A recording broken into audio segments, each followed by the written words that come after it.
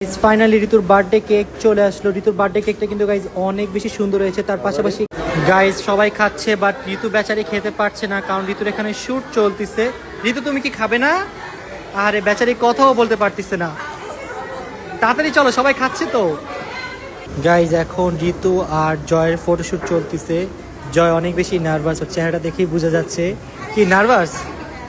সাইটে ছবি তুলবে ওকে। আর এখানে আমাদের জীবন দাঁড়ায় আছে। জীবন লাইন, হ্যাঁ নেক্সট জীবন যাচ্ছে।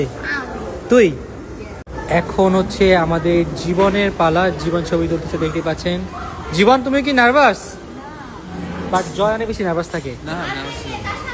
Yeah, you could be the greatest, you could be the best, you could... কি জয় ভাই, আপনি কি দেখছেন? না কিছু দেখতেছ না, দেখতেছ কত সুন্দর খাবার আসছে, খাবার খাবা না? আস্তে ধীরে মাত্র আসছে, এখনই খেতে হবে আর তোমার। তাতে চলো চলো। এই জীবন ভাই, আপনি যে আজকে ব্লগ করতেছেন না কেন ঠিক মতো? সবকিছু আমার কেন মনে করাই দিতে হবে? হ্যাঁ হ্যাঁ হ্যাঁ, মনোযোগ দিয়ে ব্লগ করেন। গাইস আজকে আমাদের কেমন লাগতেছে অবশ্যই নিচে কমেন্টস করে জানাবেন। কি গিফট দিবেন? আমি অনেক দামি একটা গিফট দিয়েছি। গাইস ও যদি ভালো গিফট না দেয় খবর আছে। কেমন হচ্ছে ছবিটা?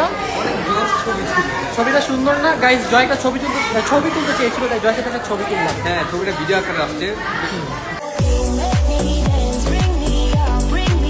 গাইজ আমার পক্ষ থেকে ঋতুর জন্য ছোট্ট একটি গিফট। কি গিফট হতে পারে গাইজ আপনারা অবশ্যই কমেন্টস করে জানাবেন। তোর কি মনে, কি গিফট হতে পারে? এটা হচ্ছে আইফোন।